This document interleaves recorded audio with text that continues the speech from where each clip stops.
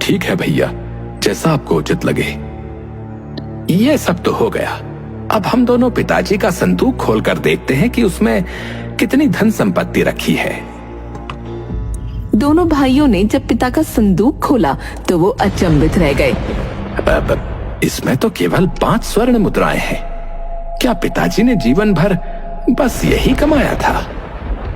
ओम, तुम छोटे हो, इसलिए तुम 5 में से 4 स्वर्ण मुद्राएं ले सकते हो। बाकी की 1 मुद्रा मैं ले लूंगा। ठीक है भैया। रात के समय, ये तुमने क्या किया? 5 स्वर्ण मुद्राओं में से 4 मुद्राएं अपने छोटे भाई को दे दी। ये कैसा बंटवारा है? अरे, क्या तुम मुझे मूर्ख समझती हो? जिस दिन पिताजी मरे थे, मैंने उसी दिन सबकी नजर बचाकर संदूक में रखी 80 स्वर्ण मुद्राएं निकाली थी। 80, और उसमें सिर्फ 5 रख दी थी। इसलिए मैंने अपने छोटे भाई के साथ न्याय करते हुए अपना बड़प्पन दिखाया और उसे 4 स्वर्ण मुद्राएं दे दी। वो भी खुश और हम भी खुश। अब मैं समझी कि मुद्राओं का बंटवारा करते समय आप इतना भाई प्रेम क्यों दिखा रहे थे। दोनों हंसने लगते हैं। देखा किस चालाकी से सीधे साधे ओम को मूर्ख बनाया। दूसरी तरफ ओम की पत्नी पार्वती ओम से कहती है, पथरीली जमीन का हम क्या करेंगे? उस पर तो कुछ उगाया भी नहीं जा सकता। मनुष्य में यदि हिम्मत हो तो वो कुछ भी कर सकता है। अगले दिन से ही हरि ने पिता की पंडिताई का कार्य संभाल लिया। दूसरी तरफ ओम और पार्वती सवेरे घर से निकलकर दिन भर अपने हिस्से की पथरीली जमीन को ठीक करने में जुटे रहे। इस तरह कई महीने बीत गए और जमीन का कुछ हिस्सा उन्होंने ठीक करके उसमें थोड़ी साग सब्जी लगा दी। पार्वती देखो, हमारी मेहनत कुछ तो रंग लाई है। आप सही कह रहे हैं। मुझे तो लगा था कि ये जमीन हमें कभी कुछ नहीं देगी। परंतु जमीन के उस हिस्से को खोदने में मेहनत लगाना व्यर्थ है। उसे खोदा नहीं जा सकता है। दूसरी तरफ हरि दिन भर पंडिताई करता और रात के समय मदिरा पान करता। हे भगवान, इन्हें सद्बुद्धि दे। भला कहीं किसी पंडित को मदिरा पीना शोभा देता है क्या?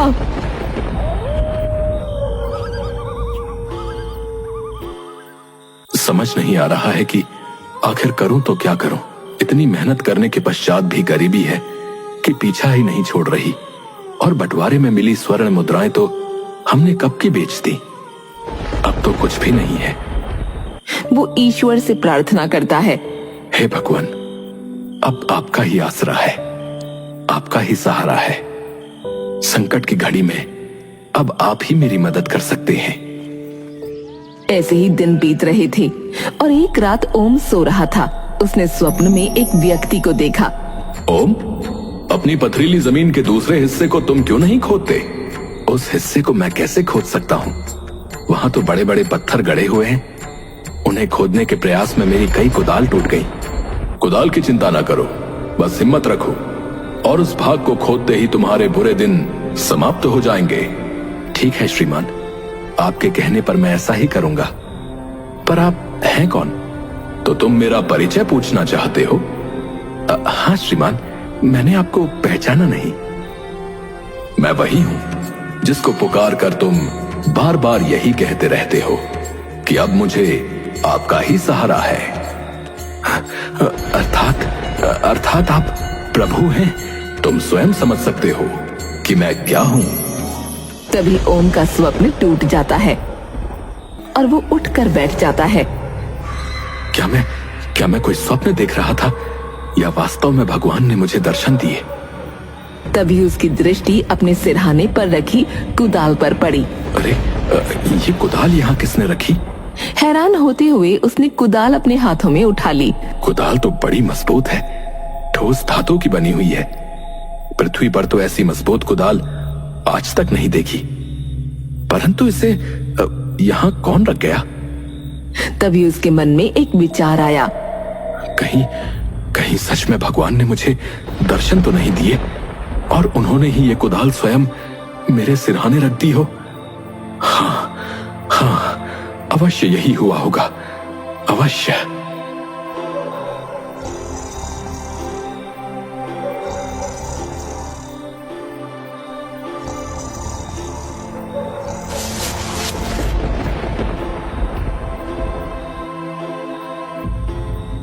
क्या बात है? पार्वती, हमारे भाग्य खुलने वाले हैं। तू सो रही है? देख, ये कुदाल स्वयं भगवान ने हमारे सिरहाने रखी है। ये क्या कह रहे हैं आप? ओम ने सारी बातें पार्वती को बताईं। स्वामी, आप कल से ही उस बंजर हिस्से को खोदना आरंभ कर दीजिए। हाँ। अगले दिन सुबह होते ही ओम ने ईश्वर द्वारा दी गई कुदाल उठाई और पथरीले हिस्से को खोदने के लिए चल पड़ा। पूरी मेहनत के साथ पत्थरों को खोदने में जुट गया। लोग उसे बड़े पत्थरों को इस तरह तोड़ता देखकर उस पर हंसते। अरे ओम, अरे क्या मूर्खता कर रहे हो भाई? इन पत्थरों को आज तक कोई नहीं खोद पाया, कोई नहीं। तुम व्यर्थ इससे टकरा रहे हो भाई। लगता है इन पत्थरों के नीचे कोई खजाना गड़ा है, जिसे ओम पाना चाहता है। अरे मुझे तो लगता है ये पत्थरों में मरेगा।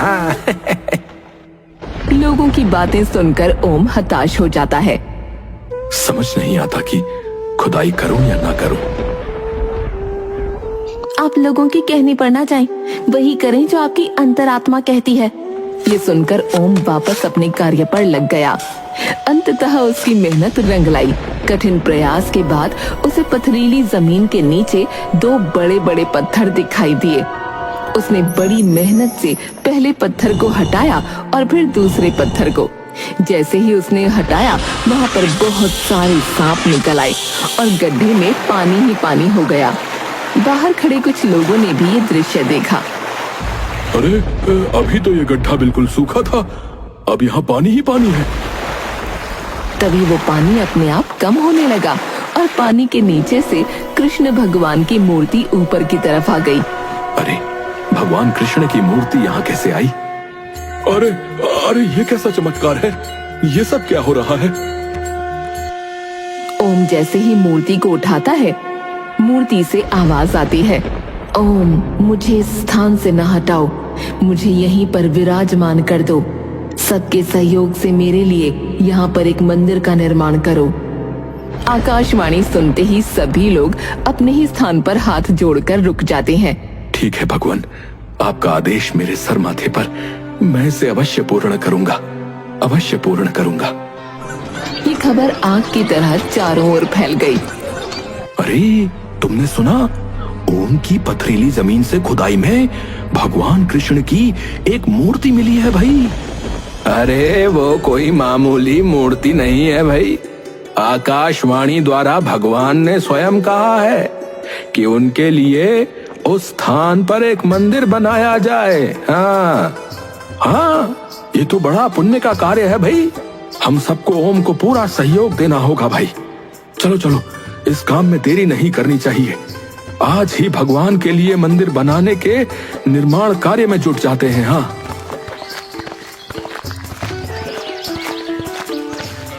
कुछ लोग ओम के पास पहुंचकर बाकी के पत्थरों की खुदाई का कार्य करने में जुट गए। दूसरी तरफ रात के समय, कुछ सुना तुमने अपने भाई ओम के बारे में? उसे भगवान कृष्ण की एक मूर्ति मिली है। तो मैं क्या करूं अगर मिली है तो? ओम लोगों के सहयोग से उस स्थान पर मंदिर बनाने जा रहा है। अच्छी बात है, बनने दो उसे। अगर ओम ने वहाँ मंदिर बना लिया तो तुम्हारी पंडिताई के कार्य पर बहुत फर्क पड़ेगा। हो सकता है वो खुद पुजारी बन जाए। जब ऐसा होगा तब देखी जाएगी। अभी मुझे मदिरा पान करने दो और चुप रहो।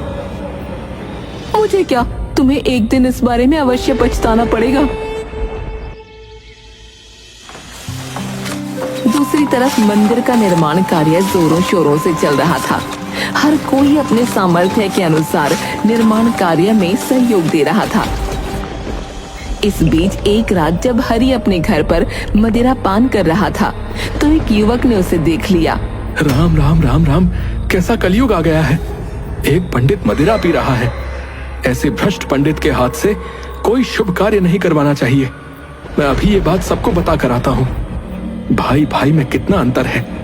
एक भगवान के लिए मंदिर के निर्माण कार्य में जी जान लगा कर लगा है और दूसरा मदिरा पीकर गिरे जा रहा है। अगले दिन जब हरि शास्त्री पंडिताई के कार्य के लिए स्थान पर बैठा तो कोई भी व्यक्ति उसके पास नहीं आ रहा था। क्या बात है, आज कोई भी मुझसे पंडिताई का कार्य करवाने के लिए मेरे पास नहीं आया। आज से पहले तो लोगों की भीड़ लगी रहती थी। शाम को वो परेशान सा घर पहुंचा। आज कितनी कमाई करी आपने? खाक कमाई? आज तो एक आदमी भी मेरे पास नहीं आया, फिर कमाई कहाँ से करता? अब कोई शुभ कार्य करवाने आपके पास आएगा भी नहीं। क्या बकवास कर रही हो? मैं बकवास नहीं कर रही, ठीक कह रही हूँ। कल रात किसी नगरवासी ने तुम्हें मदिरा पान करते हुए देख लिया है और उसके फल स्वरूप आज तुम्हारे पास एक व्यक्ति भी नहीं आया। ये तो बहुत बुरा हुआ। अब क्या होगा? होगा क्या? अब आपकी कमाई तो बंद ही समझो। जो धन है उससे ही गुजारा करना पड़ेगा। परंतु कभी ना कभी तो ये धन समाप्त हो जाएगा, तब हम क्या करेंगे? इस विषय में पहले ही आपको सोचना था। दूसरी तरफ मंदिर का निर्माण कार्य पूरा हो जाता है। नगरवासी बड़े ही प्रसन्न होते हैं। बेटा ओम, आज से हम तुम्हें मंदिर का पुजारी नियुक्त करते हैं भाई। कुछ स्वर्ण मुद्राएं दे दो ताकि मैं मदिरा खरीद कर ला सकूं। मदिरा के लिए तो मैं तुम्हें स्वर्ण मुद्राएं क्या, एक फूटी कौड़ी भी ना दूंगी। क्या कहा? मेरी बिल्ली मुझी को म्याऊं? ठहर जा, अभी मजा चखाता हूँ। अगले ही पल हरि लक्ष्मी को एक थप्पड़ लगा देता है। तुमने मुझे थप्पड़ मारा? मुझे क्या करना है तुम्हारे धन का? जैसे चाहो वैसे खर्चो, कुएं में डालो या मदिरा में। लक्ष्मी ने संदूक की चाबी हरि के आगे फेंक दी। है, मेरा कमाया हुआ धन मुझे ही नहीं देने की बात कर रही थी। है।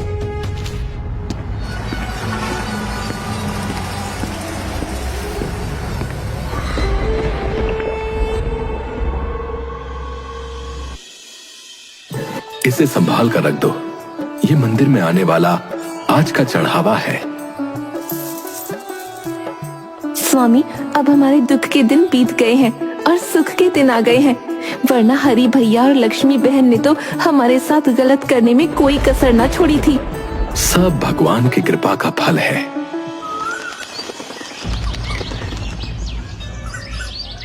एक दिन मंदिर में एक पति पत्नी आए।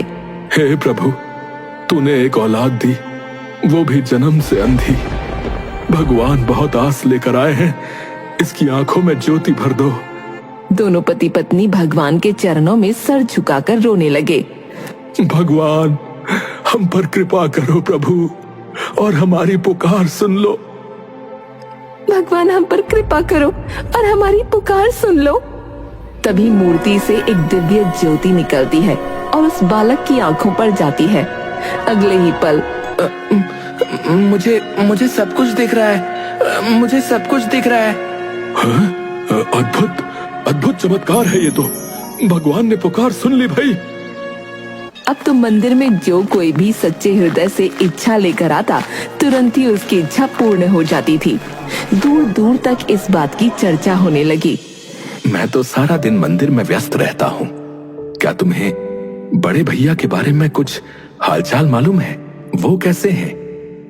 वो आजकल बड़ी मुसीबत में है। उनकी पंडिताई का कार्य बिल्कुल ठप हो गया है। ये तो अच्छा नहीं हुआ। सुना है घर में रखी जमा पूंजी से वो आजकल अपना खर्च निकाल रहे हैं। इस संकट की घड़ी में हमें भैया की सहायता करनी चाहिए। आप ठीक कह रहे हैं स्वामी। आज भैया के यहाँ चल, उनसे मिलकर आते हैं। दोनों घर से निकल पड़ते हैं। दूसरी तरफ लोग हरि को उठाकर उसके घर ले जा रहे होते हैं। तभी ओम और पार्वती वहाँ पहुँचते हैं। अरे क्या हुआ इन्हें? अरे होगा क्या भाई, मदिरा के नशे में चूर होकर सड़क पर पड़ा हुआ था और एक टांगे वाले ने इसे टक्कर मार दी। इसकी मृत्यु हो चुकी है, जीवित नहीं है अब ये व्यक्ति। ओम दुखी मन से अपने भाई केशव को घर ले जाता है। स्वामी, ये आपको क्या हो गया? दीदी रोइए नहीं, कुदरत को शायद ऐसा ही मंजूर था। भाभी हिम्मत से काम लीजिए। भैया चले गए हैं तो क्या, हम तो तुम्हारे साथ हैं। अंतिम संस्कार के पश्चात ओम लक्ष्मी से, भाभी आज से आप हमारे साथ हमारे घर पर रहेंगी। मैंने और तुम्हारे भाई ने तुम्हारे साथ घोर अन्याय किया था, मुझे क्षमा कर दो। भाभी, बीती बातों को भूल जाओ, भलाई इसी में है। ओम और पार्वती आदर सहित लक्ष्मी को अपने घर ले आते हैं।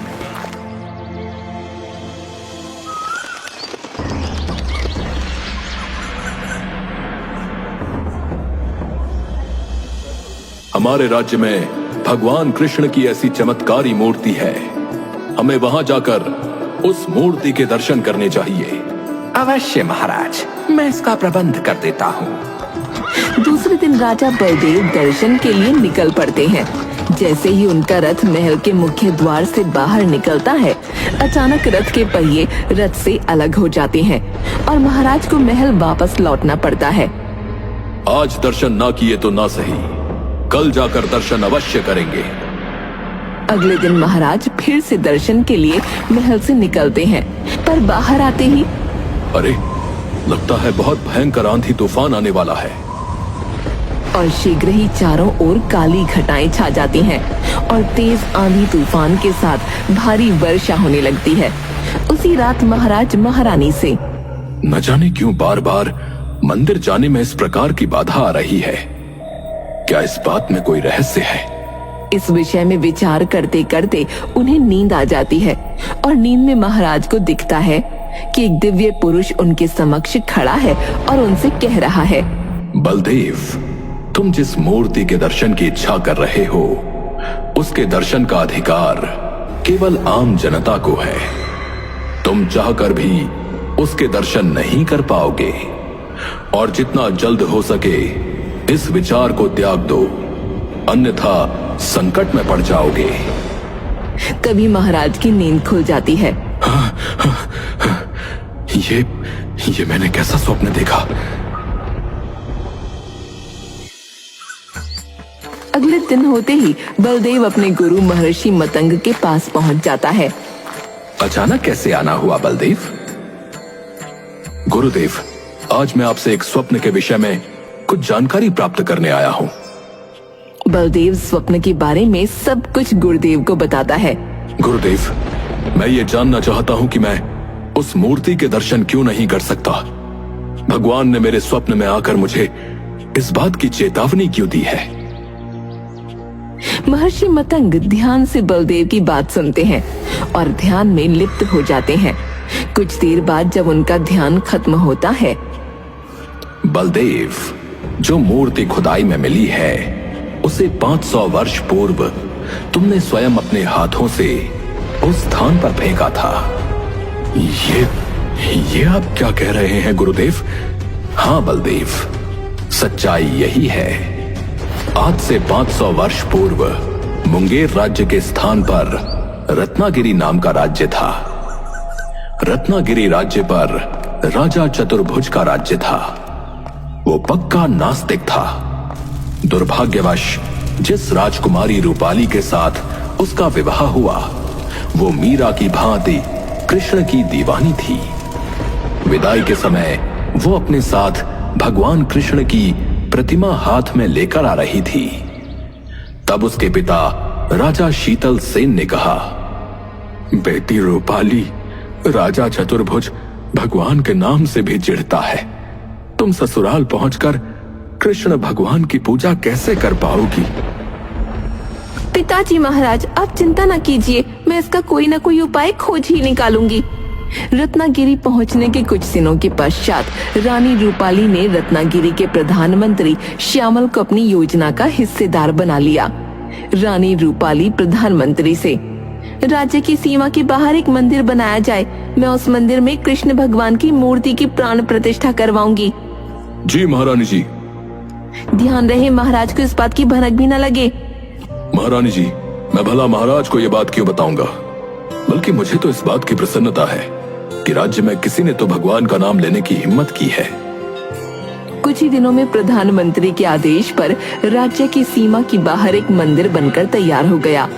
रानी रूपाली राजा की नजरों से बचकर उस मंदिर में कृष्ण की प्रतिमा की प्रतिष्ठा करने आई। पुजारी जी, मैं आपको इस मंदिर की पूजा अर्चना के लिए नियुक्त करती हूँ। जी महारानी जी। अब रानी प्रत्येक रात्रि को राजा चतुर्भुज के गहरी नींद में सो जाने के बाद रथ पर बैठकर कृष्ण भगवान की पूजा हेतु सीमा पर स्थित मंदिर की ओर चल देती थी। मंदिर जाकर वो पूर्ण भक्ति भाव से कृष्ण भगवान की पूजा आराधना करती। एक दिन अर्धरात्रि के पश्चात अचानक राजा चतुर्भुज की आंख खुली तो उन्होंने रानी रूपाली को वहां न पाया और बहुत खोजने पर भी रानी उन्हें महल में नहीं मिली। तब अगली रात्रि वो रानी रूपाली का पीछा करते हुए सीमा पर स्थित मंदिर में जा पहुंचा। चतुर्भुज के क्रोध की तो कोई सीमा ही नहीं रही। रानी, तुम आज तक हमें धोखा देती रही हो। हमारे होते हुए तुम इस पत्थर की पूजा करती थी। महाराज, मैंने आपको कोई धोखा नहीं दिया है। हमारे राज्य में तुम्हें पूजा आराधना करने की हिम्मत कैसे हुई? हम तुम्हें तुम्हारी इस दुष्टता का दंड अवश्य देंगे। ये कहकर चतुर्भुज ने तलवार निकाली और उस पंडित को मार दिया। महाराज, ये आपने क्या अनर्थ कर दिया? मैं इस पत्थर की मूर्ति को अब यहाँ नहीं रहने दूंगा। महाराज रुक जाइए और अनर्थ न करें। चतुर्भुज ने मूर्ति को उसके स्थान से उठाया और धरती पर फेंक दिया, परंतु जरा सी पत्थर की मूर्ति पृथ्वी पर गिरने से एक विशाल गड्ढा हो गया। महाराज, आपने मेरे भगवान का इतना अपमान किया है, अब मैं जीवित नहीं रह सकती। ये कहते हुए वो उस गड्ढे में कूद गई। महारानी रूपाली, ये क्या किया आपने? ये क्या किया? तभी रत्नागिरी राज्य में मानो प्रलय सी आ गई हो। सारी सृष्टि उलट पुलट हो रही थी। पूरा राज्य पल भर में तहस नहस हो गया और चतुर्भुज मंदिर में ही दबकर मर गया। बलबीर, ओम को जिस स्थान पर कृष्ण की मूर्ति मिली 500 वर्ष पूर्व उसी स्थान पर वो मंदिर था जिसे रानी रूपाली ने बनवाया था। रानी रूपाली की आत्मा ने 500 वर्षों तक भटकने के बाद अब ओम के रूप में जन्म लिया है और राजा चतुर्भुज ने तुम्हारे रूप में। आप ये क्या कह रहे हैं गुरुदेव? बलदेव, 500 वर्ष पूर्व तुमने उस मूर्ति का घोर अपमान किया था, इसलिए भगवान नहीं चाहते कि इस जन्म में तुम उस मूर्ति को देख सको। गुरुदेव, राजा चतुर्भुज के रूप में मैंने जो अन्याय किया था, क्या उसका कोई प्रायश्चित नहीं है? उपाय है। तुम किसी शिल्प से भगवान कृष्ण की वैसी ही मूर्ति बनवाकर अपने महल में स्थापित करवाओ। मैं ऐसा ही करूंगा गुरुदेव।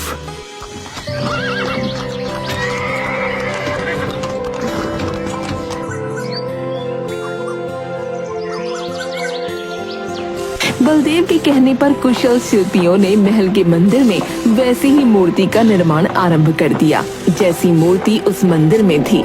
जब मूर्ति बनकर तैयार हुई, महाराज, वैसी ही मूर्ति है जैसी मूर्ति ओम के मंदिर में है।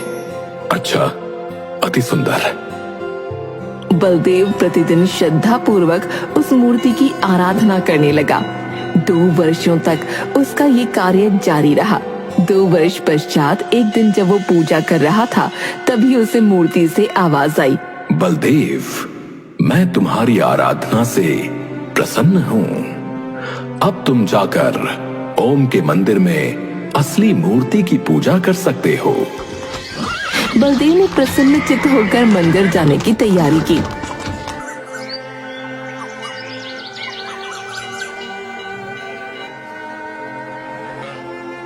उसकी आंखों से अविरल अश्रु धारा बह रही थी। भगवान, आज आपने मुझ अधर्मी को क्षमा कर दिया। मुझे क्षमा कर दिया प्रभु। तत्पश्चात महाराज ओम से, ओम, भगवान ने मुझे तो क्षमा कर दिया, अब तुम भी मुझे क्षमा कर दो। मैं तुम्हारा भी अपराधी हूं। महाराज, ये आप क्या कह रहे हैं? ओम, मैं ठीक कह रहा हूं। आज मैं तुम्हें राज पंडित घोषित कर अपने अपराध का प्रायश्चित कर रहा हूं।